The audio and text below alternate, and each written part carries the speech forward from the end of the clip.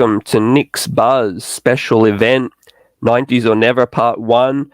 And we're joined by the one and only, the author of Blood in the Garden, Chris Herring. Welcome, Chris. Thank you for having me. I appreciate it. How are you? Very well. And co-host EJ, how are you? Doing well. Enjoyed this book so much. Thank you again, Chris, for joining us. This is an awesome book. I'm just going to plug it. Please pick up a copy. Please pick up the audio copy and the physical copy. Amazing book. Thank you so much for joining us, Chris. Bless you, man. I appreciate the kind words. Thank you so much. Yep. No, absolutely. And Chris, I can imagine it's been a crazy time since the book got released. How has your life changed since this book was released? And I guess, has anything surprised you? When you started this process, I've obviously heard about how the process started, and you were approached by a publisher. Knicks fans know you very well for dropping a lot of jewels to us over the years, but this is by far, your biggest gift to Knicks fans. Yeah. Well, thank you for the question.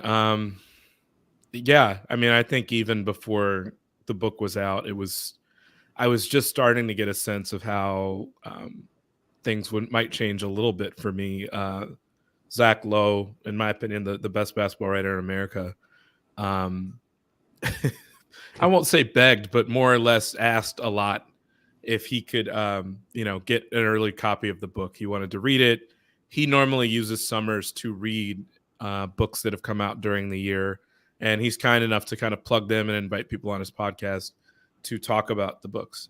He's kind of like me. He came up initially writing about law and crime and stuff like that, which is what I did when I first got into the industry and got out of college. But he's also really into history. I think he studied it in college. I'm really big on history. I'm really into politics like he is. So he and I see a lot of stuff kind of the same way. So I was really, honored that he wanted to read it. I got him a copy of the book. He was probably the first person I sent the book to because he asked if he could have it early. And he read it. And then when he finished reading, he said, Chris, and we're not really close friends. Like, we're friendly, certainly. And I really, really respect the dude. I think he feels that way about me. But he was like, I'm just telling you, this book is going to change your life. And I know him. He's not someone that speaks that way very often. Like, he's like a very measured person. If you ever listen to his podcast, when people give him compliments of that nature, he's always like, stop. Like, he's not like a feely sort of person, at least not in the industry. Maybe he is with his family. I know he cares deeply about his family, but so I knew, like, he wasn't just blowing smoke up my ass. It was just a really genuine compliment. And I really hadn't thought about how it might have the potential to do that. But as, as we're getting offers and people begging to speak with my agent about book option rights, which, kind of the first step to making something into a film or a documentary, and more people reach out about that. And Spike Lee gets a copy of the book a week before and is, posting it on his Instagram, and, just stuff like that. The reviews that came in for it, which seemingly all of them have been glowing. The Wall Street Journal review was just incredible. For somewhere that I used to work, and not someone that I knew, who wrote the review or anything like that. It's just an extreme blessing to make the bestseller list twice, not just 1 week, but a second week as well. It's all very, very, very surreal. And, because of that success, and I owe a lot of it to Knicks fans that have just promoted my work so much and fallen in love with my work so much. But I mean, it is life-changing from that standpoint. Not only an opportunity to have maybe a documentary or film done on those teams because of the book, or, stemming from the book, but also people want you to do second and third books after you have that sort of success with the first one. And so I think that option will be available to me, which is why a lot of times I kept tweeting, trying not to be too annoying with it, but saying, even if it's outside your nature, it really, really, really, really helps first-time authors if you pre-order their book, because it kind of puts on people's radars very early that a book may have sales success. And that's, that was exactly what I was talking about. And I cannot even begin to thank people enough for the way they showed up for me in a moment like that. And I will always be grateful. But I am, to answer your basic question, starting to see maybe not life-changing, but certainly altering some of my career, at this point in my career. Yep. And you've been an established writer for so long, so that speaks volumes. Yep. Yeah, EJ. Yeah, I'm so sorry. I'm just so excited to speak to Chris, particularly because the '90s Knicks, I know for CT and myself, they hold a very special place in our hearts. From Ewing to Starks to Oakley and Riley. But it's not often that people write books about a team that never wins a championship in that era. It's like, how many movies are there or how many books are there about, teams that come up short? So which I guess a lot of Knicks fans would probably want to know, and I would want to know, what inspired you to write about this particular team, this particular era of Knicks basketball? Yeah. Well, again, thank you for the question. It literally was somebody approaching me. Now, I had a little bit of an interest. I can honestly say I think the first moment that I started to get a sense of how important this team was to people was while I was on the Knicks beat. I covered the team from 2012 to 2016 for the Wall Street Journal. I stopped really basically the first week of that season that Derrick Rose played with the Knicks the first time. And I think the year before that, Anthony Mason died. And I guess it wasn't unexpected necessarily when he died, but the heart attack that he had a couple weeks before his passing was really, was not something people knew that he was in poor health or anything like that. So the outpouring that I saw from fans during that week, and, I think that was when it started to kind of really hit my radar. I'd certainly heard about the way people loved those Knicks teams from the 90s. If ever there were a time that the Knicks were playing sloppy or not hustling during a game, you couldn't go 6 tweets without seeing somebody say, man, like this team's a disgrace because the 90s Knicks would have done XYZ. So you heard it. But I think for me, when I saw and heard people's outpouring when Anthony Mason passed, the way they talked about it like it was a family member, Anthony, like he was Patrick, even though he never had that level of ability. I mean, he was a good player, certainly, so I'm not trying to knock him at all. But, over the course of my reporting for the book, there were a few people that said you would have thought that Mace, Starks, and Oakley had the ability of somebody like Patrick because of the way that those guys are those are hallowed names at Madison Square Garden. And I think there's some accuracy and some legitimacy to that. So I think that, kind of framed it for me a little bit that this goes deeper than maybe what I understand as someone that's not from New York, or frankly, someone that was not of an age to have really been conscious of those teams by not having lived in New York or not having been old enough to have really absorbed the 90s, the early 90s. So I understood it a little bit more through that. And then when I got asked to do the book and started researching it, I really started to understand it, talking to the players, but more than anything, for people that have read the book, talking to people in corners of Anthony Mason's life. So that, that became something of a rallying cry for me, just working on the book and knowing that people cared so deeply about it. My literary agent and my book publisher telling me to post about the fact that I would be doing the book, which they wanted me to post about it right after we signed the deal to work together on it, because they wanted me to kind of put it out there as I'm doing this so nobody else can do it sort of thing. It's it's a way of elbowing out the competition just in case other people had the idea or another big publisher wants to approach with the idea. But, for me, what I liked about having it out there that I was working on it was that it was kind of an accountability tool that because people saw I was working on it, I can't back out then because y'all know about it. So it's I can't, if I get scared, if I feel like I'm having a down day, you don't get to say I'm not doing this anymore because you're going to let down too many people. So I also, the one thing I didn't like about it sometimes is if I wanted to watch The Sopranos during the pandemic or anything else, it was almost like, having parents and you're talking about something you're watching on TV. They're like, yes, but have you done your homework yet?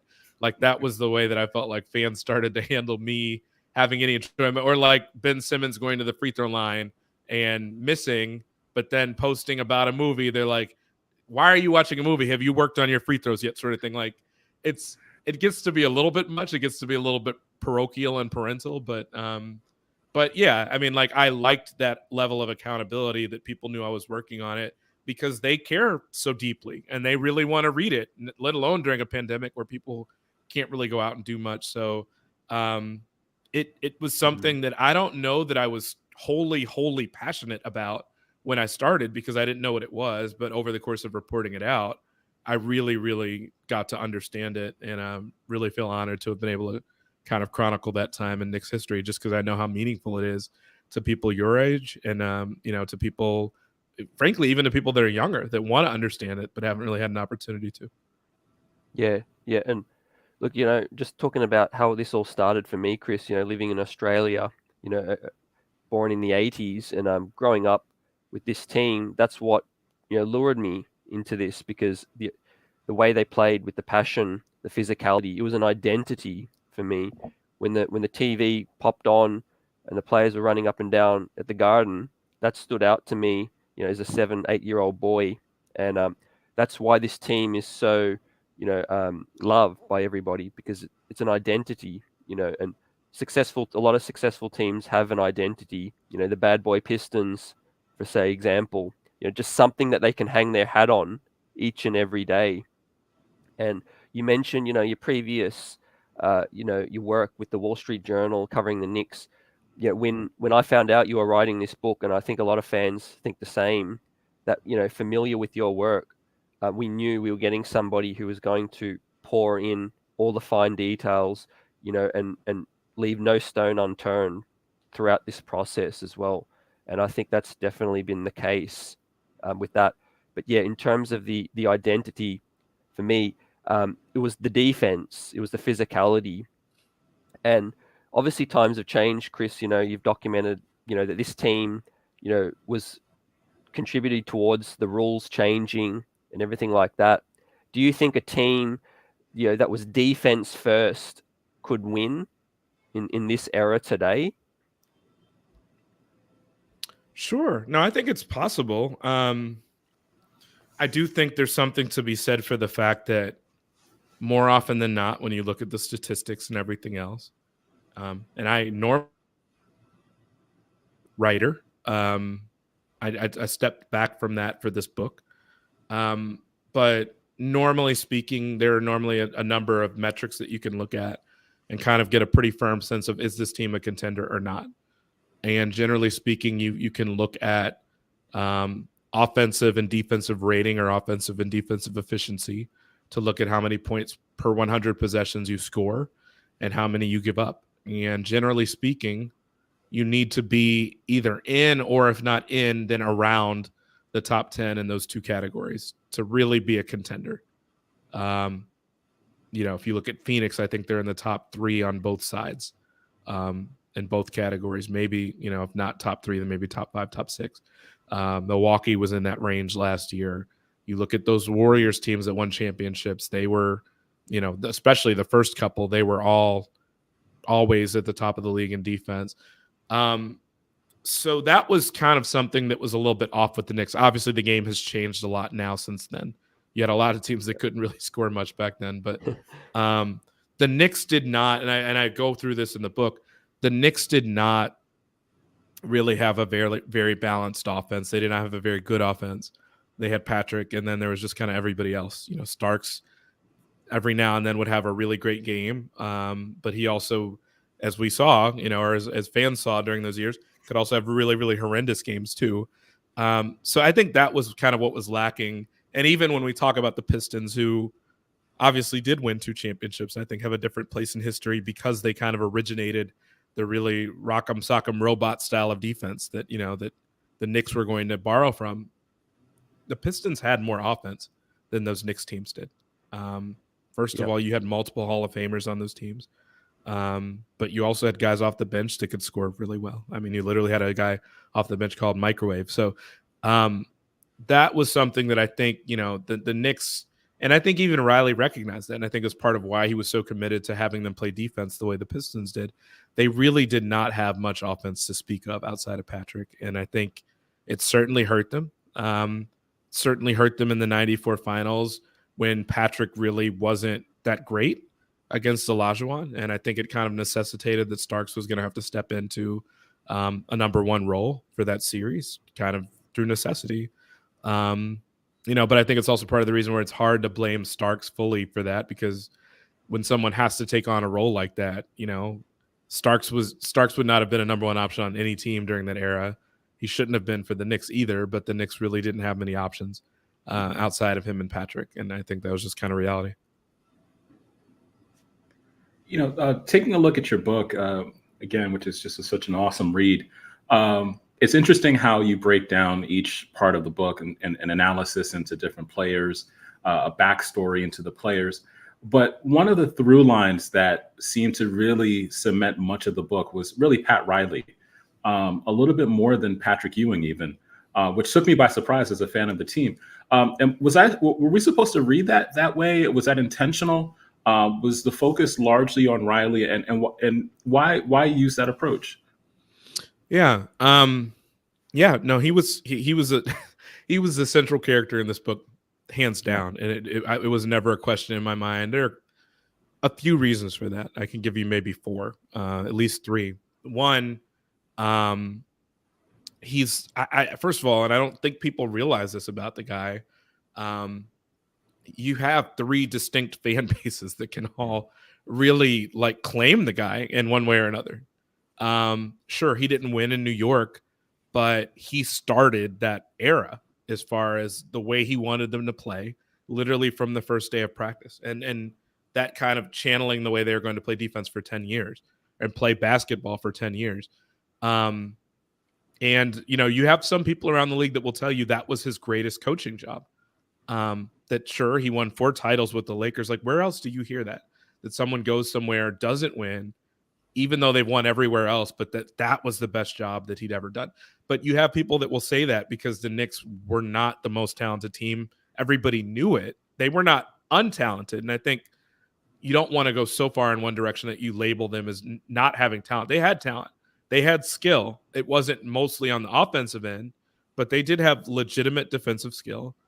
They were a very smart team. I think they were a little bit too emotional and too high strung, but they were very smart. And Riley coached them that way. And he squeezed essentially the very most you could out of those teams. So from that standpoint, I era about as much as anybody possibly could have. So there's that part of it. There's the fact that you can tell the story of the NBA, the history of the NBA, the history of basketball, damn near, through Pat Riley. If you look back in the 60s when the man was in college, you have someone that played for a racist who not only did that, but played at one of the biggest institutions in this country, at Kentucky, who played in a national championship game that basically featured an all-white starting five versus the first all-black starting five that made it to a title game. And then the black team won. And so it was historic. I mean, you've had movies made about that. Someone plays Pat Riley in the movie. I mean, he was probably the best player from that game. When you talk about the most famous person to go on from that game, it was Pat Riley. So there's that. You go from the 60s to the 70s where he's in the NBA and playing alongside Jerry West and Wilt Chamberlain. I mean, there's that. Not part of a dynasty, but on the receiving end of one because of how often that the Celtics were beating the Lakers. You go into the 80s and the man wins 4 titles. By the way, he has a miracle story for how he became the coach, which, I get into a little bit in the book, but not a whole lot. But that whole story is wild. So wins 4 championships and is the most accomplished coach in the modern era in the 80s. Goes into the 90s and coaches a completely different team and almost gets them over the top as well against the greatest player maybe to ever live, which I don't think is anything to sneeze at. The Knicks have nothing to be ashamed of for not having won during those years. So there's that. That's the 80s and the 90s. And then he's the first coach to ever get an ownership stake. Still the only one, from what I understand, to coach in the 90s. And I mean, we're talking about 30 years later, and still nobody has done that. So there's that aspect, but also oversaw might be the most influential team that we've seen since those years. When you talk about player empowerment with LeBron and Wade and Bosh and what that was, and the fact that he coached Shaq and coached Wade and then coached the big three. I mean, you literally, and having coached against Michael, but having coached Patrick, you literally could tell the story of nearly the entirety of basketball history through this one person.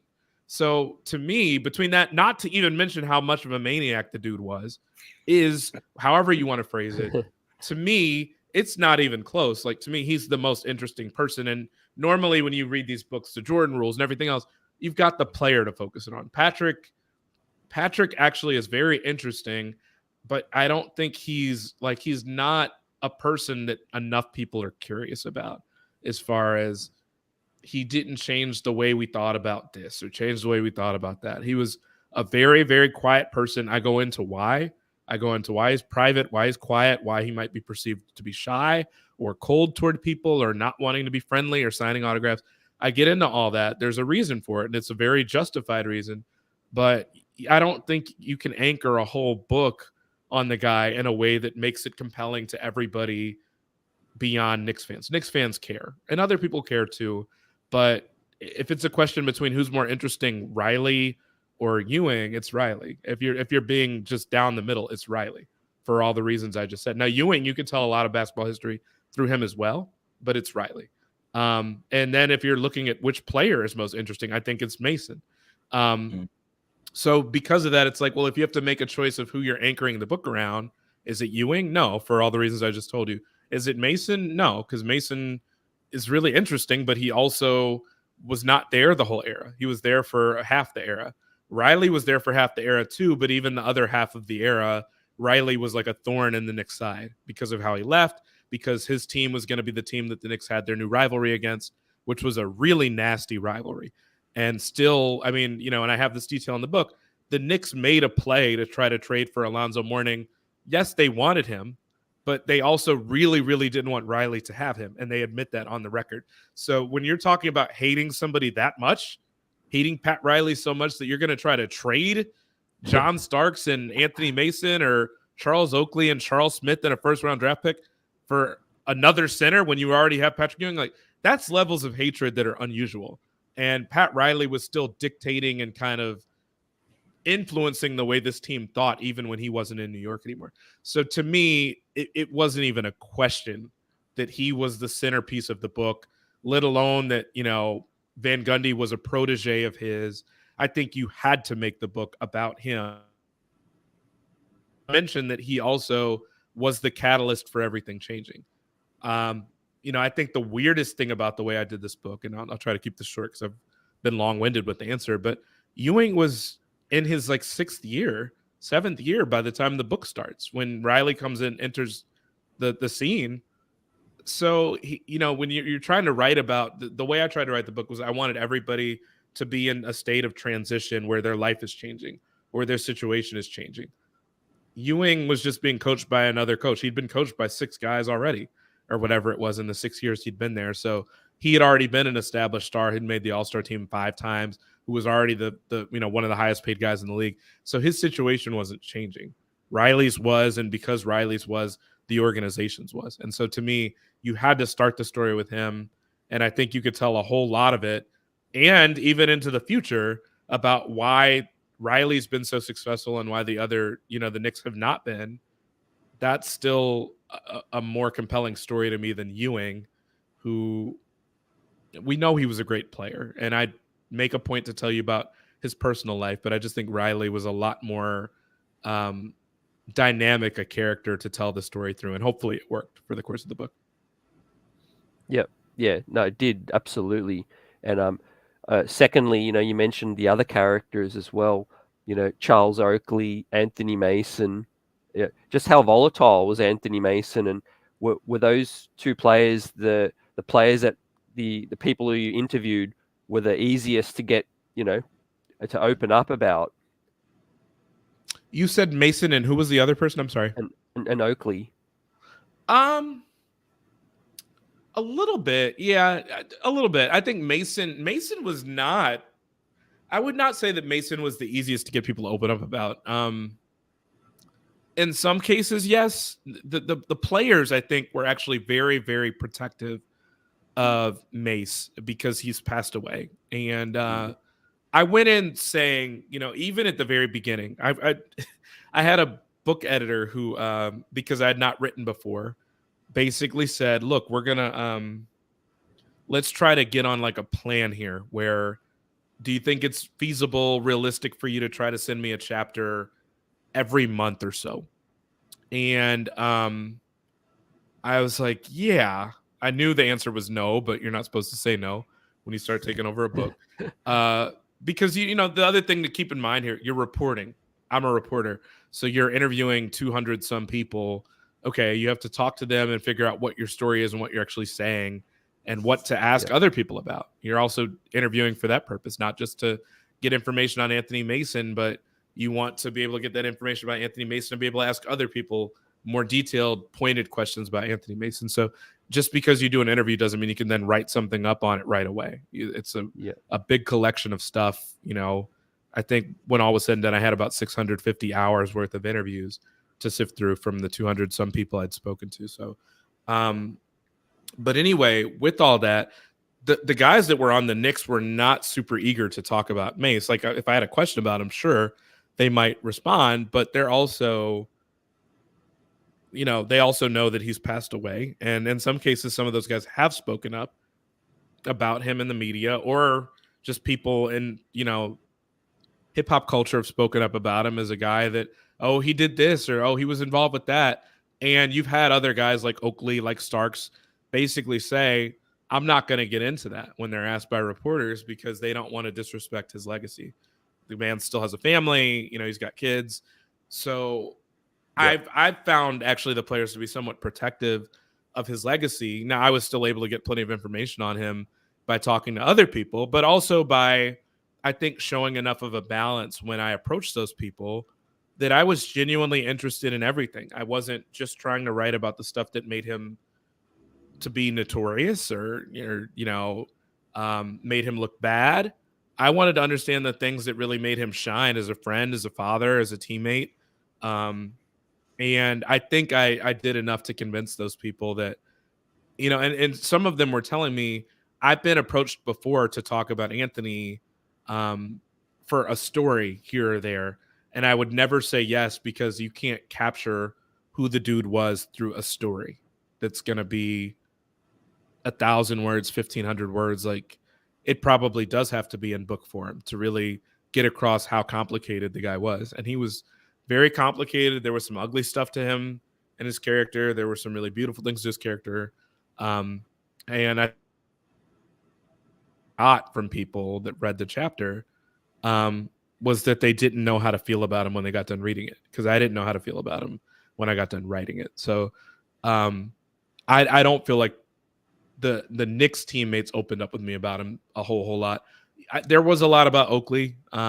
Most of it was exactly what you'd think, a really rugged dude that knocked Charles Smith's tooth out, at a training camp practice, that punched Paul Silas at a practice, one of his assistant coaches at a practice in 1990 or whatever it was, who flung a ball into Van Gundy's crotch when Van Gundy called him soft at a practice, but also a guy that hustled so much that it scared people, that that rammed into the crowd and ran into Patrick Ewing's wife by accident in the crowd.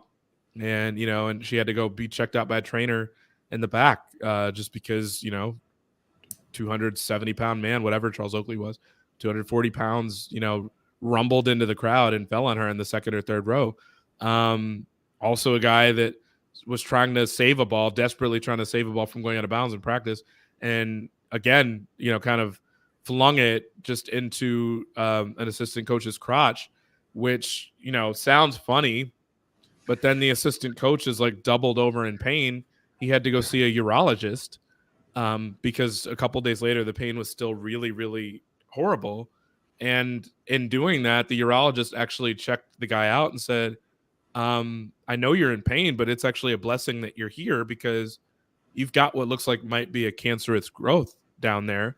And, thank goodness we found out because now we can at least remove it. So that assistant coach kind of basically thanks Charles Oakley for kind of saving his life, maybe. So there were a lot of things like that, I just wanted to get all the way into the weeds and get all the details I could, just because my biggest fear as an author, particularly as someone that didn't know much about this team other than just that they were physical or anything else, you never want to write a book and then present it to people after 2-3 years of having worked on it and say, here, please read this. And then have them read it and have them say, I knew all this already. So I know from having talked to people since the book came out, people that, coached those teams, people that were running those teams, executives, people in the front office, they've since circled back and said, there's some stuff in there I did not know. And I worked for that team for 10 years, 12 years. That makes me feel good because I know at that point you've got some inside stories, that it wasn't a waste of anyone's time, that the structure of it kept people compelled. And I'm like I said, that makes me feel better than pretty much anything else. When we were talking about Pat Riley, there's an interesting comment you made about Riley being somewhat a maniac, someone like a maniac. Is there a story you'd like to share from the book, or maybe a story even that didn't make the book, about Pat Riley was really a character when it came to how he ran practices or the culture he tried to create in New York? Any specific stories you would want to share? Oh man, I mean, there's like 30. And it was funny because I wrote the book, and again, you don't want people to read a book and say, I knew all this, or like, this isn't new for me. But so many people have circled back and they felt like they got the essence of who Mason was, and they really got the essence of who Riley was. And Riley's been written about so much that I just kind of figured, God, I'm not going to have enough on the guy, and I think people have felt the opposite way in reading it. I mean, he was a maniac. I don't know how else to put it. Like he told the team, because he was super, super paranoid. He left the Lakers and felt, he wanted to basically get rid of the Laker girls because he was worried that the team was not focused the way they should be. Like there was nothing to suggest that. He just if any of you guys, this is going to be a deep cut. I'm sure people have not, but like there's a really brilliant, brilliant movie. I think it's a Coppola movie. It's called The Conversation with Gene Hackman. It's from, I think, 1973. Like I said, I don't think most people have seen it, but it's a brilliant, brilliant movie about kind of security and surveillance and stuff about like people developing, someone that works in security to install microphones in walls and stuff like that you can't see. But then over the course of doing that, not knowing who he's working for and what their motives are they trying to kill people by having him put surveillance stuff there and he doesn't know it? And then all of a sudden he starts to get kind of really nervous and paranoid about like, what are they potentially doing to me that I don't know about? Again, the reason I bring that up as an example is like Riley was like that, where he starts out and he's such like a stone cold killer as a coach. But then after a while, he starts to worry that everybody is out gunning for him and trying to do something to him or doing something to undercut him. And the reality is like probably nobody's out doing that, but he's worked himself up into such a lather that like that's the way he thinks. So he didn't want, for instance, Clyde Frazier or Marv Albert to fly with the team anymore. Wow. He didn't want the team psychologist to be able to work with the players anymore, even though the players all knew the psychologist. And, and thinking about somebody like Mason, I'm not trying to diagnose anything, but just like people that I know were looking for counsel from pastors, from other people, Mace probably could have used it. I know that Charles Smith was someone that had a therapist during those years with the Clippers. Like these guys could use it in some cases. They live in New York. There's a lot of pressure. They've got all sorts of stuff that's going on. They've got their, family issues, whatever. To cut players off and wall them off from a team psychologist is like wild in today's standards. But like back then, it was probably problematic too. So Riley requested that and got the okay to not let team psychologists work with the players. He did not want his own scouts the Knicks scouts to be able to come to practice, and said, you can come, but like I need advance notice that you're going to be there. Like he wanted it to be him and the team and nobody else. He wanted only his voice in the players' ears. So that's not like maniacal by itself, but it's getting there. We talk about maniacal stuff.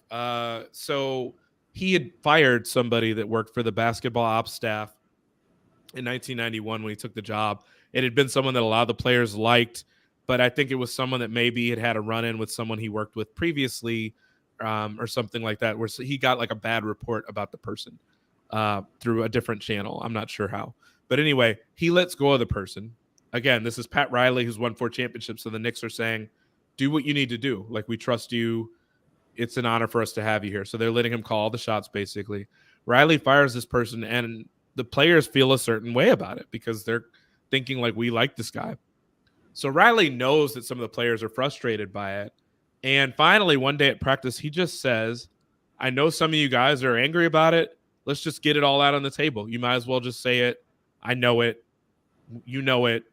But the truth is, this is just, it's kind of going to be my way or the highway. And sometimes, you know, if you need to shoot a hostage in the head to get the message across, you need to shoot him and then look around and say, who the fuck is next? Like, basically, I'll take out the next one of you too if you have a problem with it. So it was kind of a way of showing who was boss, like in a very aggressive way. He's talking to his players that way. Not to mention that, you know, when he felt like they weren't playing hard enough, that he would then come out the next game and show them video footage of Rams headbutting each other and violent car crashes to basically get them on edge to play defense violently the next game. You know, the probably the wildest detail that I know a lot of people have found to be pretty funny. He was just wired a certain way where you were either with him or you were against him, and you were either with the Knicks or you were against them. And he treated people that were part of the organization as if they were against him because they weren't part of the team. They were not the players. That was the separation of Marv and Clyde. And even with Dave Checketts at one point, he was in a conference room with Dave Checketts having lunch during training camp in 91. Dave Checketts, the team president from those years, took a call from his wife. She wanted to know what color car she should get the family. She wanted to get a Chevy Suburban. So she's, you know, checking with Dave to make sure he's fine with whatever she's going to pick. Her choice would be Forest Green. And Dave Checketts says, that's fine. But Pat Riley can overhear enough of their conversation to chime in because he's within earshot. And he's like, he looks at Dave Checketts like he's got a third eyeball somewhere. Where he's like, Dave, are you kidding me? You can't get a green car. And Dave looks at him and laughs because he thinks he's kidding, but Riley's completely serious. Then he says, you can't get a green car because that's the color the Celtics wear. And if you know anything about Riley's history from the 60s and then in the 80s as a coach, those were the 70s and the 80s as a coach, that was the team he had an arch rival, you know, he's arch rivals with. So Checketts learns that Riley's being serious. And so he's like, okay, sweetheart, then you can't get green. Like, what other colors do they have? She says red. Checketts is okay with red as well. But Riley is even Checketts doesn't understand that that's like even worse because they're the Knicks. So they're playing against the Bulls every year. They're going to be playing against the Bulls to make it to the finals. So you can't get a red car either. So Checketts ends up telling his wife to get a blue Suburban because anything else would be a betrayal to Riley. And that's like a wild way. Like, that's wild. Like, that's completely insane. But the thing is, and you know, I've had people that are friendly with Riley ask me, can I sign a book out to him and send it? And I'm like, I can, but I don't, like, are you sure he's going to want to read this? Because it doesn't necessarily make them look good. I wasn't out to make him look bad. I'm out to tell the story the way it happened. But are you sure he's going to want to read this? Because I think it makes him look a little bit weird. And my friends that are, you know, again, friends with Riley, a guy named Bernie Lee, who is Jimmy Butler's agent, is a friend of mine from years back. And so he's like, no. Like, what you're not understanding, Chris, because maybe you don't know Riley, he's going to read this and love it because he understands who he is. And if you watch The Last Dance, Michael Jordan makes a comment, and I actually think one of the episodes closes out with him damn near tearing up because he cares so much about winning. And he's like, and if people can't understand that, then I don't know what to tell you. Like, it burns in me a different way than you care about it. And I think that's how Riley is. Where like nobody else will understand it, but he understands it because he's that competitive. So that was kind of what came across for me, is that maybe even I don't understand. I can't really conceptualize somebody caring or wanting to win that much, let alone some of the stuff that happened with Charles Smith, which I get into a lot of in the book. But he was a maniacal dude, and I still can't really come to grips with how competitive he was, because it makes me think he was so competitive that I don't think he could have lasted much longer in New York, even if they'd given him ownership. I just think the dude was like running too hot. It was like a car that was ready to explode, or it just seemed like he wanted it so badly. But after a while, when you grind on your players as hard as he was for that many years without winning anything, that at a certain point, like, there's nothing left to grind anymore. And I kind of feel like he was reaching that stage, if he did not already reach that stage by the time he left. Yeah, because it's like he had that us against them mentality, us against the world. And you said his style. Do you feel like another reason was that was a clash with the ownership, James Dolan? He likes somewhat of a showmanship, attractiveness in terms of name, team, player running the team, and that. So do you think that was a factor in Riley wanting to move on? No, because I mean, the timeline is probably a little bit thrown off for some people, but like, Riley came in 91. He ended up leaving in 95. Dolan wasn't. I don't think Dolan was in the picture at all, or if he was, he wasn't. He didn't have the controlling stake yet. So not him. Now Riley did express a concern about ownership and their role. The Knicks, in the 4 years Riley was there, the Knicks had 3 different owners. But they, as you know, up until Dolan, were never owned by an individual person. They were owned by Paramount. I think it was Gulf and Western, Paramount, and then it was ITT Sheraton owned them. So they were owned by corporations, which was part of the reason that they could not just give Pat 10 or 15% of the team the way that Pat wanted. A corporation can't just say, we're going to give you 10% of ourselves, because there are so many people that they're beholden to, shareholders, that you can't, they would all have to kind of consent, or a majority of them would have to consent to giving up 10% of their own stake. And then at that point, Riley has to make them at least 10% more valuable to make it worth it for everybody, which that's a hard sell. Like, I don't think they would agree to that, or enough of them would agree to that. So no, Dolan didn't own the team at that point yet. A corporation did. It was ITT Sheraton, and Rand Ariskog, the guy that was the CEO of that company, said, we can't do that. He was also like a very, very tight sort of guy as far as money was concerned, where he looked at budgets and he immediately started ordering layoffs, because, the Knicks were not losing money, but they weren't making as much as you would have thought. They were kind of bloated as an organization. So they cut back and got a lot tighter, but Dolan wasn't involved yet. But it is funny that Riley looked at how often ownership was changing hands, and he claimed to be concerned about it. Dave Checketts did not really take him that seriously. He thought he had an ulterior motive, that he was just using that as an excuse. But, I have had people say to me, good for Riley that he kind of saw the writing on the wall and worried about all the ownership changes. Either give him ownership or let him go, because he doesn't want to have an owner that comes in that's crazy. And then you had the Dolan years come right after that. So no, Dolan didn't own the team. Dolan's father didn't own the team. I saw one person say that at that point. What ended up happening, ITT Sheridan, they, I think, bought like 85% of the team. And then Cablevision bought 15% with them. They went in together. And then I think after 3 years or something like that, 2 or 3 years after that, there was an agreement that Cablevision and ITT made to where they basically sold off the rest of what they had to Cablevision. And so that was when Dolan's father, I guess, Cablevision at that point was owned by Dolan's father, and the chairman's name was Mark Lustgarten, and then Jim Dolan was the vice president or the vice chairman, and then he came into power basically once his dad handed everything over to him. But that wasn't really until like 97, 98. But anyway, yeah, Riley wanted ownership. I get into the book kind of why that was, and there were some questions about whether Riley had started to have contact with some of his friends that were really wealthy that were going to try to buy the Miami Heat, and the fact that, okay, if he knows he's got friends that are going to buy a team, does Riley have an incentive to try to make a deal with them?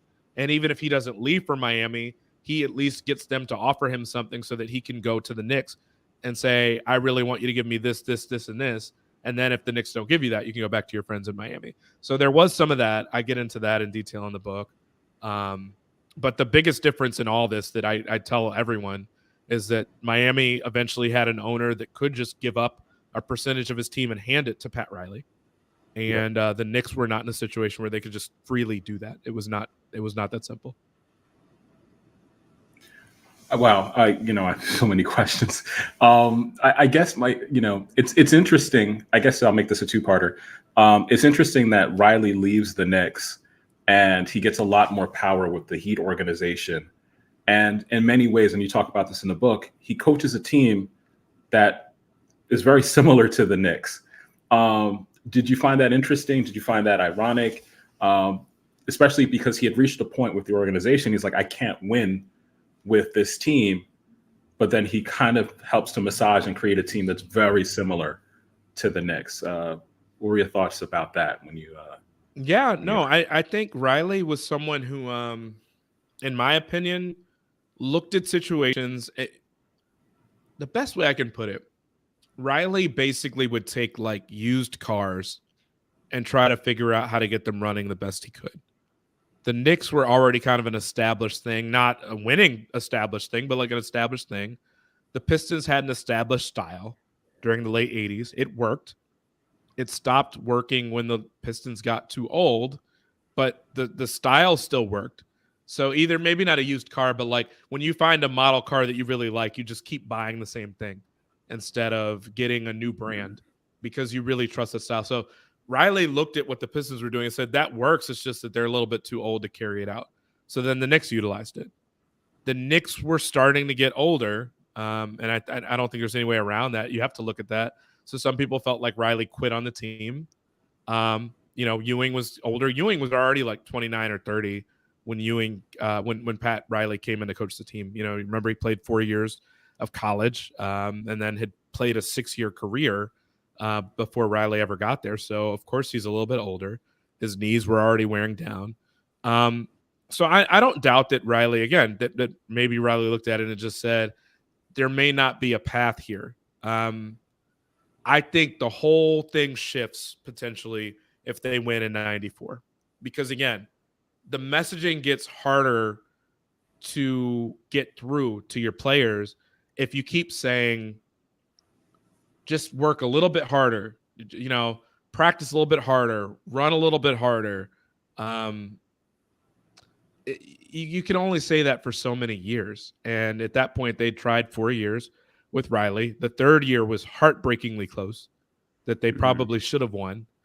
The fourth year that ends on the Patrick Ewing finger roll against Indiana in 95. So they were achingly close. But at a certain point, like, what more is there to say? What do you draw from at that point when you haven't? That was part of it for them, is that Riley just didn't. What messaging do you use? Doc Rivers actually said it. Is like, what messaging do you use after a while once that hasn't worked? How do you get guys to kind of dig deeper when there's nothing else to say? And so I don't know. Like, maybe there's something that could have been done. I imagine he probably was pretty miserable. I imagine the team was showing its wear and tear. Guys were starting to get hurt and worn down. The league was starting to take away some of the rules that the Knicks had benefited from, or implementing rules that were going to make it harder for the Knicks to play the style they played. I get into a lot of detail in that in the book. There were like 5 rules that changed all within like a year or two, from hand checking with Derek Harper. Derek Harper was far and away the best hand checker in the league, but it was legal. Just a strong guy that if you ask people to this day, somebody that puts kind of their hand on your back like this. And again, it's legal, so it's not like he was doing something wrong. But Derek Harper could do that, and you just could not back him down. You couldn't move. Derek Harper could hold you in one spot if he wanted to, because he had so much strength kind of in his wrist and his arm. And, guys couldn't score on him. So the league, when they started trying to do away with that rule in 94, 95, they showed VHS tapes to every team. They went team by team during training camp to show what would no longer be allowed. Hand checking was the first thing to go. And they were showing the tapes of plays that, this would no longer be legal. Harper made up like the first 2.5 minutes of the tape. He was literally a poster child for that. Flagrant fouls were another thing that they were getting rid of. And Charles Oakley had 9 flagrant fouls that year before. And that was more than 15 teams had by themselves. As teams, they had fewer flagrant fouls than Charles Oakley did. So that was going to change. They're going to start implementing flagrant ones, flagrant twos. They're going to start suspending guys if they had more than a certain number of flagrants. That had not been the case before that year. So that was going to change stuff. Fighting was going to change because Greg Anthony sucker punched Kevin Johnson off the bench in the ugliest shirt any of us have ever seen to this day in 1993 against Phoenix. Came off the bench and sucker punched Kevin Johnson. So you were no longer allowed to come off the bench. You were no longer allowed to swing and hit people or not hit people, because it used to be that you could swing, but if you didn't make contact with someone, you wouldn't be suspended. That was a really stupid rule. But anyway, they changed that rule. This all impacts the Knicks. The Derek Harper fight with JoJo English in 94 against the Bulls. All this stuff matters. The idea of illegal defense and the fact that the Knicks used to just kind of keep a couple guys at the rim strategically on defense, because if anybody comes in the lane, then 2 guys can lay them out instead of 1. But the league brought the 3-point line in, which it seems like that would compress the game further and make it even tighter and less space. But it actually spaces the floor more, because when you move the 3-point line in and you make the 3-point shot easier for teams, it forces the guys that would normally hang out at the rim defensively to step out a little bit further, so that guys can't take advantage of that shorter jumper and get 3 points for something that otherwise would have been 2 before. So the game was being spaced out more. The league needed more scoring. If you remember that 94 finals with the Rockets, neither team broke the 95-point mark in that series. And obviously the league was trying to not lose too many viewers who only were tuning in because of Jordan. And you're not helping the case by having low-scoring games. So they were trying to change all of it at the same time. That all had an impact on the Knicks. So all of that stuff, I think, impacted Riley, just because at that point it's like, okay, well, the rules are closing in on us. The age is closing in on us. The other teams around the league were getting better. Orlando had Shaq and Penny at that point. Charlotte had Alonzo Mourning and Larry Johnson. The Pacers had come out of nowhere to be a really good team. The Bulls were still pretty damn decent, and then that was the year Michael Jordan came back. And you had the teams in the West that were starting to rise up too. Like, there was nothing about it that made it look like for sure that the Knicks were just going to be able to get back to the promised land. So I understood it, why Riley left. The Knicks understand it.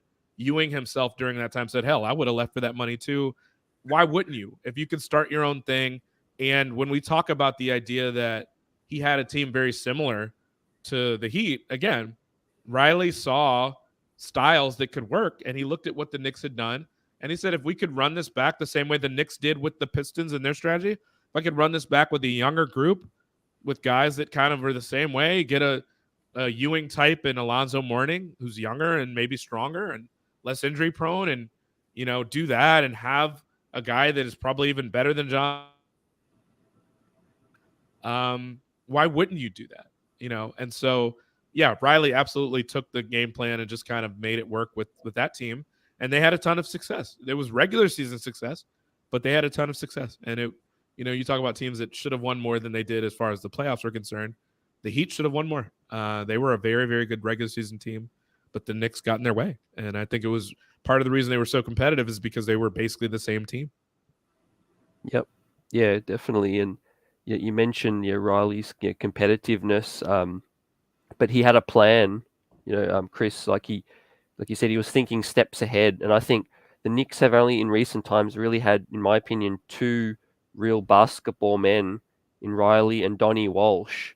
And I think that is the reason why the Knicks haven't been successful since. And what are your thoughts on that?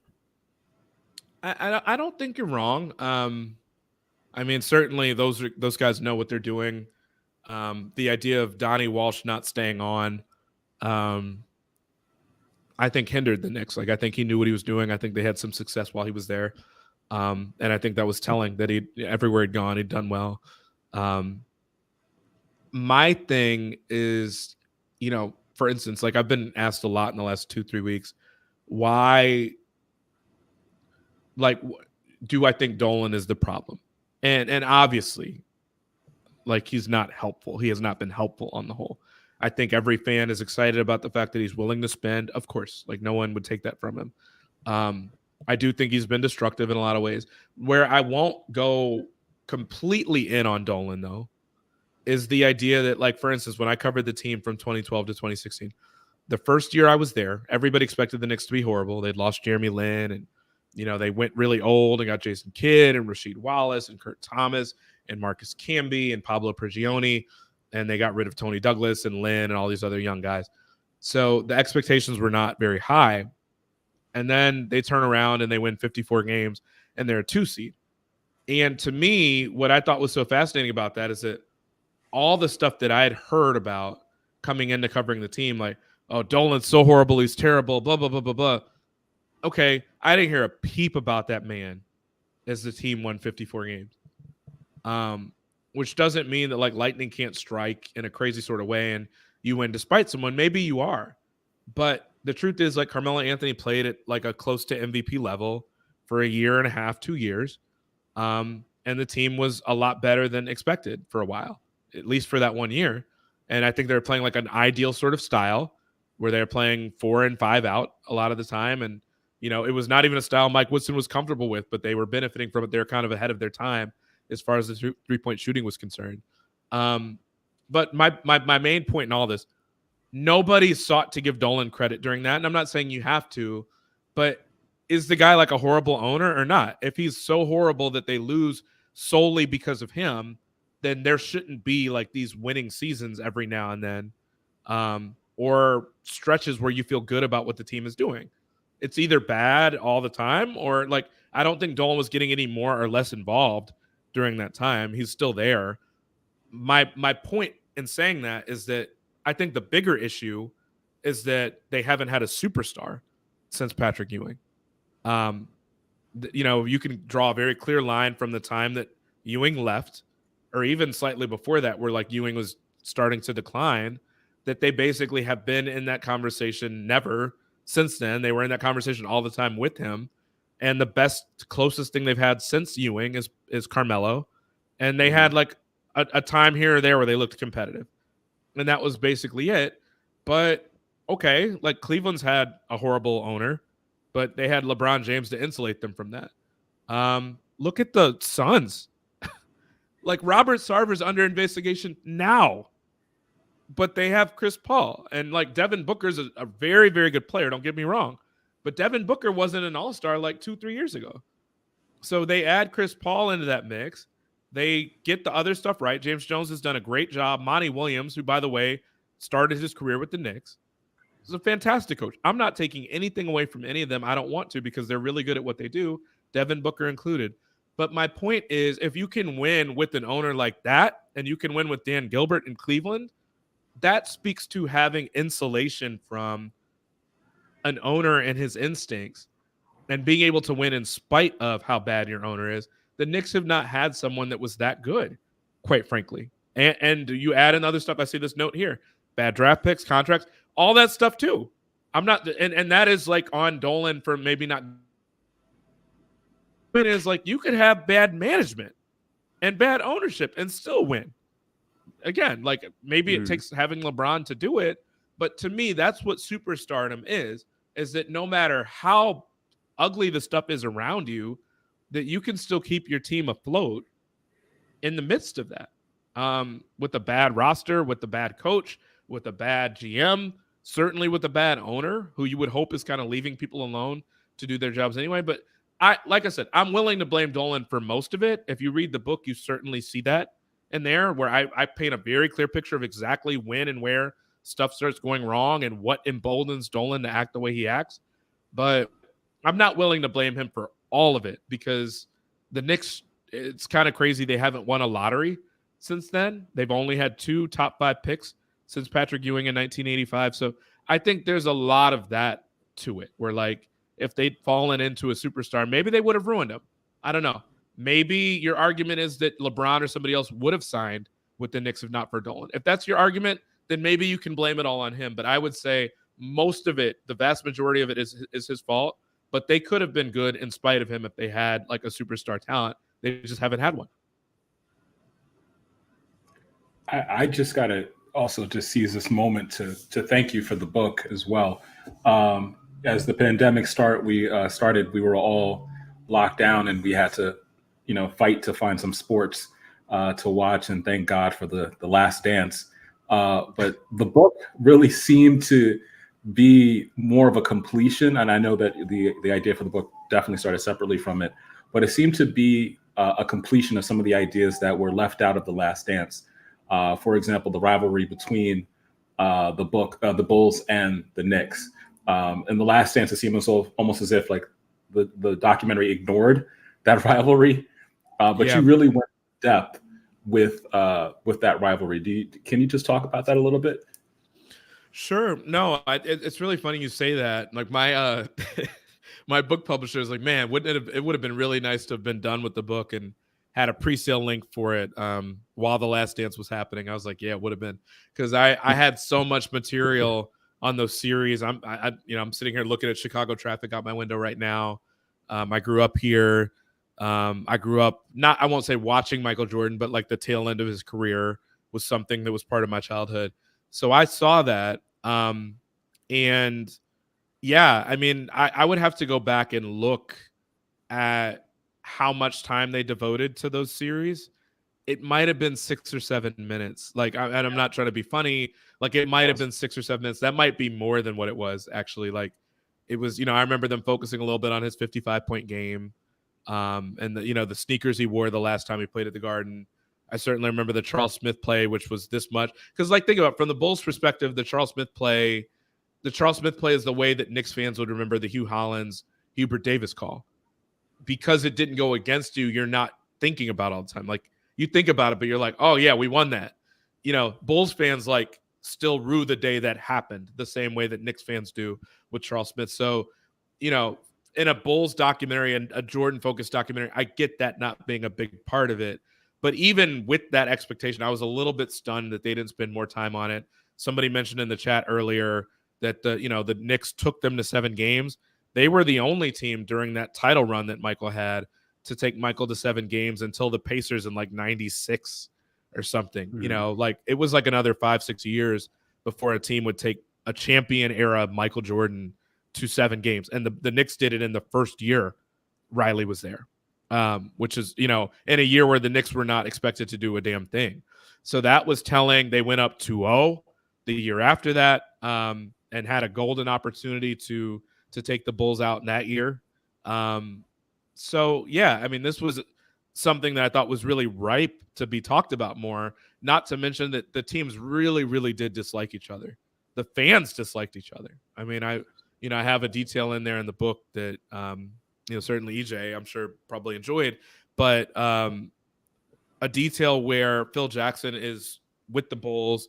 They're practicing ahead of a 93 playoff game at the Garden, but they're going through a shoot around, and they're construction men up in the top levels of the arena in the 300 level, just trying to, like, they're like sledgehammering it at like a chair or something that is out of place, and they're trying to knock it back into place. But the Bulls are trying to like go over their defensive sequencing in practice at warm-ups, because they need to understand what sort of defense to play. So the Knicks folks sledgehammering, the MSG people sledgehammering. Finally, Phil Jackson does, we've all seen him do the patented whistle where you could hear it 19 states away. So Phil does one of those and begged the guys up there to just stop. He's like, even if you could just give us a few minutes, that's all we need. But really, you guys aren't even supposed to be here. Like, this is a private practice. We need time to lock in our game plan. So he begs the guys to stop and asks them to stop. And think about it, like, this is Phil Jackson, right behind Pat Riley for the most influential coach of that era at that time in 93. Pat had won more championships by that point. So, he's pleading with these guys, but Phil also has his own history with New York. He won 2 championships, the only 2 championships in Knicks history. He was on those teams. So, the guys in their hard hats and their orange, like, construction vests give thought to what Phil has asked. They think about it for like 4 or 5 seconds. And then one of them shouts down, he's like, "Fuck you, Phil." And they just go back to sledgehammering again. This was like a rivalry where these guys did not like the Bulls. New Yorkers did not like the Bulls. I've had people ask me left and right on Twitter, "I'm a Bulls fan. Will I want to read this book? Because I did not like the Knicks." And my answer for them, obviously I'm biased, but I think I made a concerted effort to make this book compelling, not just for the Knicks, but for people that rooted against them, for people that love the teams that they played against, the Heat. I think it informs you a lot more on who Pat Riley is and how he was the way he was. Certainly the Bulls, and the fact that I think this was really the last team that struck some sort of physical intimidation. I won't quite say fear, but if you read some of the comments that Michael made in this, during this time about the Knicks specifically, this was really the second coming of the Jordan rules to some extent. They were trying to hurt him. One of the chapters in the book is called "Knock Michael Jordan to the Floor." And he talks about feeling like he's going to be decapitated playing against this defense. And the Knicks were trying to do that to him. So, it was a bloody matchup whenever they played. That was part of where the title for the book came from, was Horace Grant saying, "When I went into the Garden, I didn't necessarily know if we were going to win each time, but I always knew we were going to bleed." And I have sequences in the book where, keep in mind, Magic Johnson had just been diagnosed with HIV when Pat Riley got hired. There was one quarter where, because of the HIV diagnosis, the league started requiring guys to go to the sideline and get bandaged up before they could come back in the game. The Knicks sent Jordan, Pippen, and John Paxson to the bench all within the same 5 minutes of one game because they needed to be bandaged up. Like, this was a blood-inducing team. And so, I mean, I don't get how you can't have a long story in there, or, a lot of stories in there about them and the Bulls, because between Charles Smith and the 91-92 series with Xavier McDaniel, Jeff Van Gundy's first game against the Bulls, the one that really, I think, solidified him as their guy, at least for the time being. I don't get how you can't, and this was the argument I made even in the opening flap of the book, which normally is like a description of what the book is about. I make this argument in the prologue. You can't fully tell or appreciate the history of 90s NBA without understanding who those Knicks teams were and what they were about and how they tried to play. Because the league wanted nothing to do with the way those teams played from a physicality standpoint. And they did away with those rules so that the Knicks could not take advantage of those loopholes in the rules, because they didn't want Michael Jordan getting hurt. And they effectively changed the rules to make it more difficult to be able to do that. But to me, the Knicks, to your question about how they were left out of the Last Dance for the most part, this fills that in, certainly. And I think it does a little bit more than that. But I really don't feel like they gave the Knicks enough time. And why would they? Because the Knicks didn't beat them. I understand that with Jordan there. But they got closer than just about anybody to beat. Nobody beat Michael during those years, really. And they got closer than anybody else did. Yep.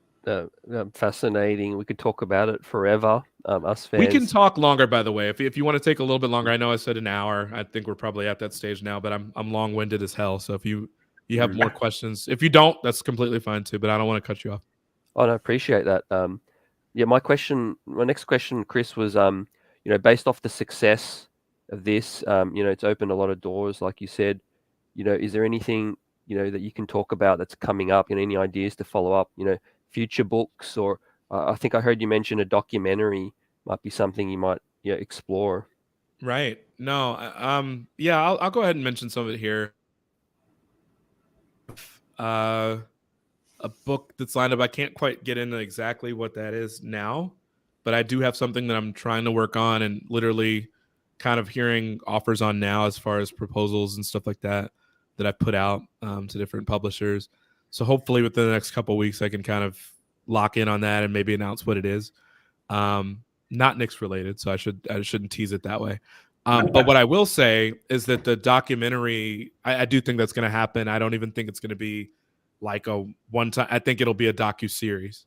I think it'll be more in the vein of what we saw with The Last Dance. It'll be several hours.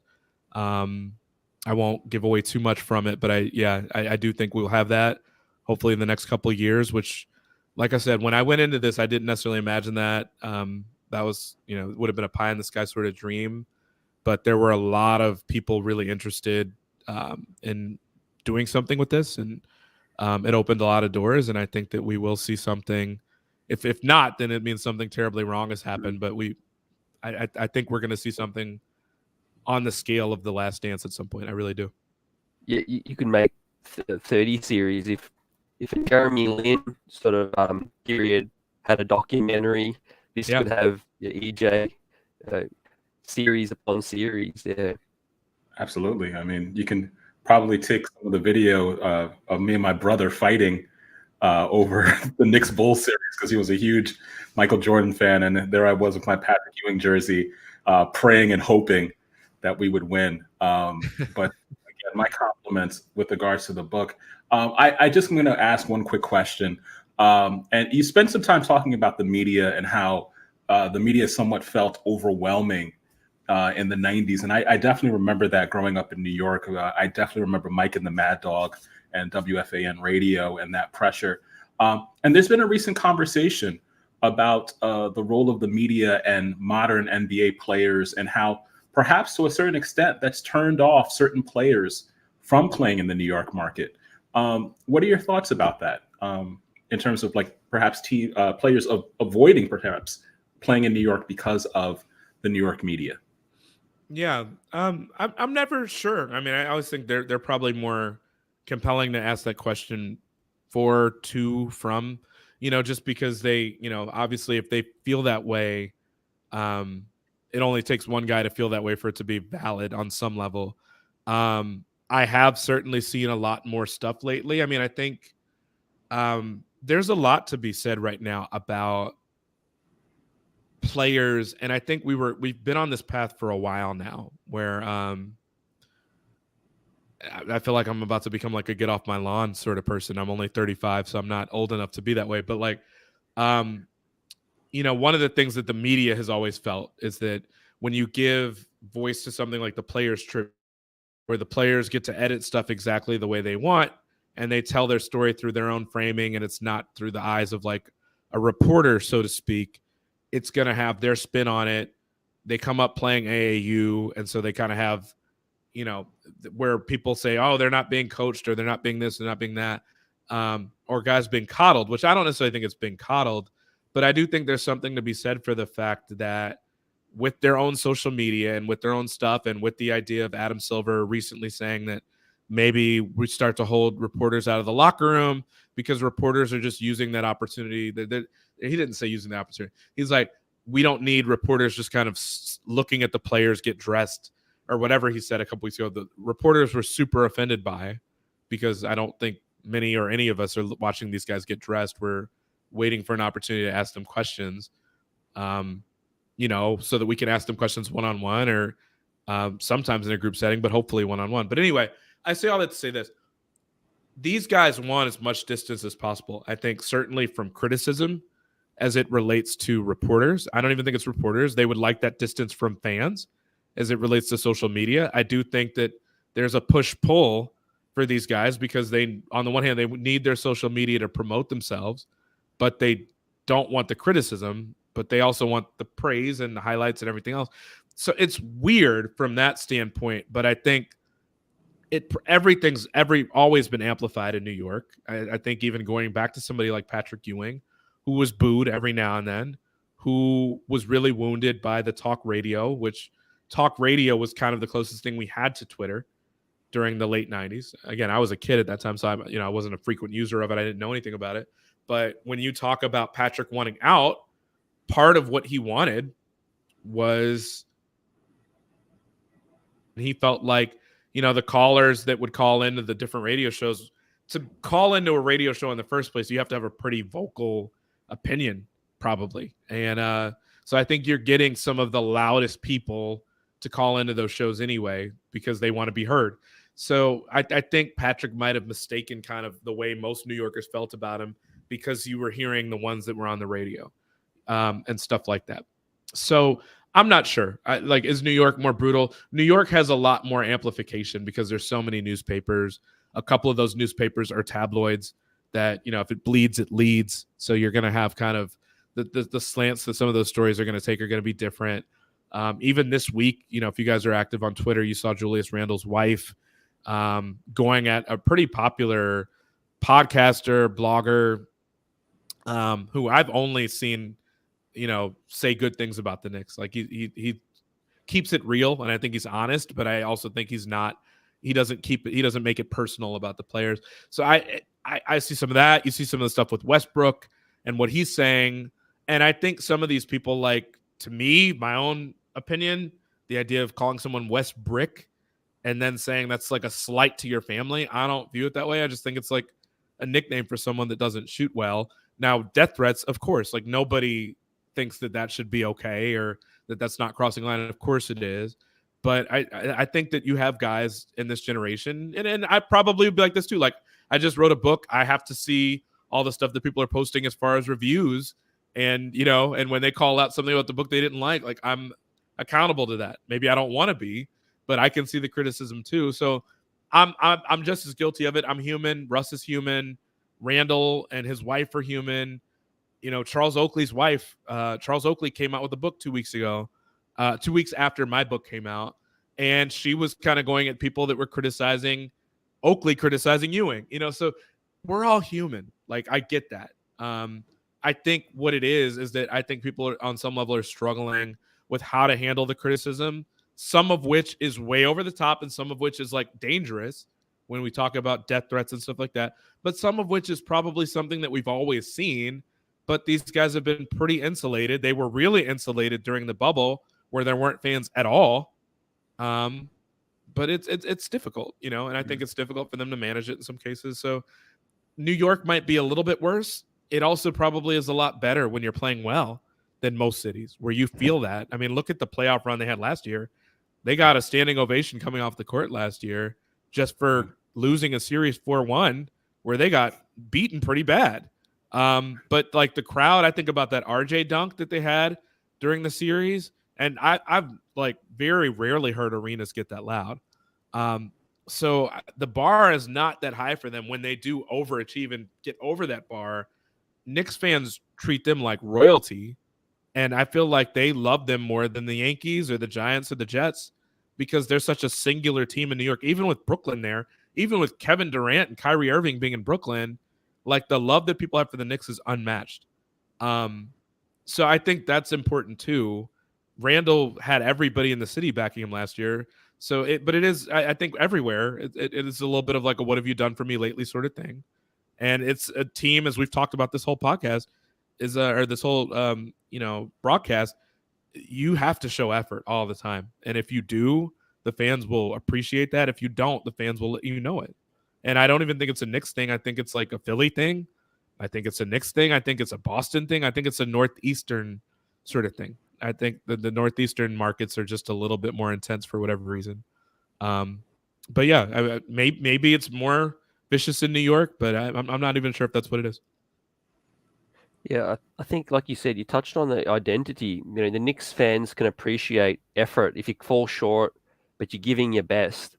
I think a lot of the criticism this season on the Knicks is, they know the shortcomings of the rosters, Chris and EJ, because, we watch every game, but where we do get on the players is when we see effort, is not where it could be.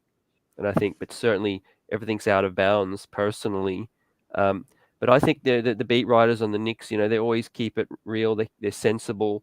I think players maybe could do with a little bit more, media training. You get asked a tough question, and Chris, you've probably asked former players a lot of tough questions, and there are really simple ways you could handle it. I mean, it's easier for us to sit here and say that, but you could give a short, look, tough question. Let me get back to you. Or, there are ways you can deflect questions, but I just think players always look uncomfortable. Yeah. Oh, absolutely. I mean, I don't know. There's a lot of stuff lately that you watch it and it's just, like I said, the same way there was the bubble where these guys weren't playing in front of fans, they went to not having reporters at press conferences. It was just like Zoom calls, which it's very different to be behind a computer to have to ask questions that way.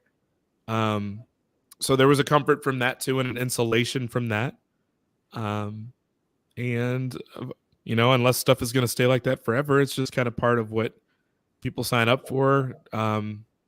If you're a biblical person to whom much is given, much is required. I mean, it's not to say that, again, people do not deserve ever, ever, ever to have their families threatened, for them to be threatened, for them to be called out of their name, I think in a disrespectful sort of way, which Westbrook has dealt with that. And I think we need to be open and real about that. And I do think fans sometimes have gotten way too comfortable with that and doing that and treating people that way. Or you look back at last year, someone spit on Trae Young at the Garden. You had someone pour popcorn on Russ, and someone threw the bottle at Kyrie. So we have stuff that goes out of bounds that I think we do ourselves a disservice when we don't call that out for what it is. It's ugly. It's not, whether it's racist or not, I'm not sure, but like it's ugly and it should not ever be tolerated, nor should death threats. Like that's a baseline sort of thing. The idea of calling someone a bum, Westbrook, like that's to me, that's just kind of part of it, is that, he's been called great things too. He's got an MVP sitting on his mantle. No one, he's an all-time great, one of the top 75 players of all time. You should be able to deal with some of that. Like, to me, some of that, you need a little bit thicker skin. And if it prevents your families from wanting to go to games, if that's because of the death threats, I get that. But if it's because they're calling you Westbrook, okay, you're a horrible jump shooter. I don't really know what to make of that other than that. People have been criticized for that before. It's okay. That's kind of how I feel, but whatever. Well, I mean, there was always the joke about Jason Kidd, Ace and Kidd, because he has no J. And he laughs about that. I'm sure he didn't love it, but certainly, I mean, I covered Jason for a year his last year as a player. He laughed about that, and maybe it was easier for him to do that by the end, but you don't think Giannis has an entire arenas chanting at him, counting at him to shoot free throws. Like, how did we get here? Like, I just don't, he's not somehow unique to this. Like, I just don't get it. So, Probably social, the fact that you got to open your social media and see the volume of mentions. Sure. Yeah. Sure. I just don't, to me, I'm a little bit astounded that you make it to that level and you've been on the stages he's been on. He's played in the finals. He's been an MVP. I mean, again, top 75 player of all time, most triple doubles of all time. I don't know. Like, I just imagine, I can't, let me stop. Cause like I've never had, to my knowledge, never had my family threatened. So maybe that puts you in a space where you can't hear anything anymore at that point. It's not appropriate. So let me not try to put myself in his shoes. Cause like, I probably can't really rationalize or theorize that, but there is some stuff around it we need to separate those two things very clearly. And I feel like one of them is not a big deal, but maybe everything feels like a big deal in light of the thing that is a big deal. So let me just leave it at that. Yeah. And back to the coverage, Chris, firstly, I appreciate your time today to talk to us about this amazing book, but it goes deeper than that. Your coverage of the Knicks as well, where a lot of Knicks fans, you got accustomed to your work with the Wall Street Journal, and I'm really looking forward personally to see what's next for you, and continue great work with Sports Illustrated, senior writer, and hopefully we can chat again soon. I would love that. I really appreciate you having me on and wanting to have me on, for reading the book, for promoting the book. Like I said, I'm just very, very grateful. And I think, hopefully the biggest gift of all for you all will be we'll be the doc someday, and not just one episode, but hopefully a bunch of them to, because I'm not the biggest reader. I've got a whole bookshelf full of books here, but I feel like I became more of an active reader when I try to study how that process works. And I know not everybody reads, some people do. I'm grateful for how many people have gone out of their way to say that they haven't read in 5-10 years, but will read for this, because they want to understand those teams and that they're really passionate about those teams. But I also want to make this digestible for people that don't really read, and to hear people in their own voice, and hopefully a documentary will give that chance. But like I said, hopefully next year, 2 years or so, we'll at least start rounding the corner with that to put it in play. But I'm really excited for that to take off and for people to be able to see it, because I as much as I would love to say I'm just this great writer, I don't think that.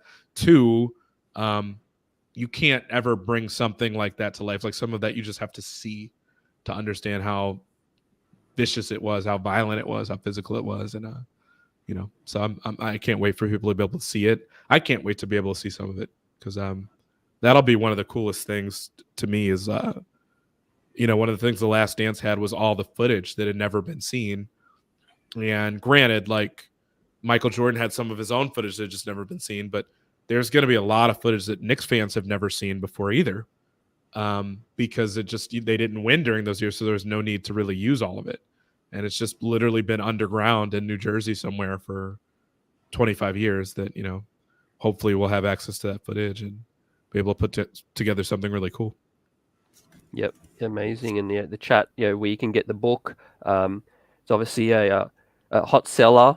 Some stores maybe, getting more stock, but you can get it at all great bookstores, online, audio versions available as well. I'll put links in the description as well. But yeah, I think the beautiful thing, Chris, is like you said, you take on a journey, and this goes for everybody.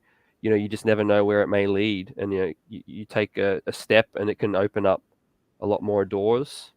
And so yeah, take that plunge and read the book, and keep following the New York Knicks, the 90s Knicks. For me, it means a lot because it was the start of my fandom, and EJ as well. And EJ, thanks for joining today. Of course, always my pleasure, buddy. Right. Yep. We'll see everyone soon, and take care. Thank you guys for having me on again. I really appreciate it.